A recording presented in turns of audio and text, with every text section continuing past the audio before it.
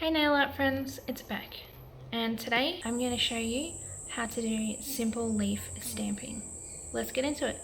The plate I'm going to be using is Getting Line 01 by Lina Nail Art Supplies. If you don't have this particular plate, that's fine. There's loads of plates with leaf images on them, but I chose this one because there's 3 different size leaves and they're all separate so I can manipulate them.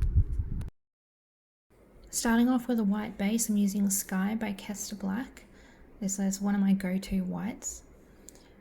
Next up, I'm using Chanderi by Skullique over the top of Tribe and True by ColorClub, and this is how it looks. I forgot to show here, but my stamping polish is Mustard Cream by Pueen, and I think that's how you say it, Pueen. So I won't go into how to stamp. If you want a more detailed video on that, be happy to do it. Let me know in the comments. And this is the final look. Love to hear your thoughts. Thanks so much for watching.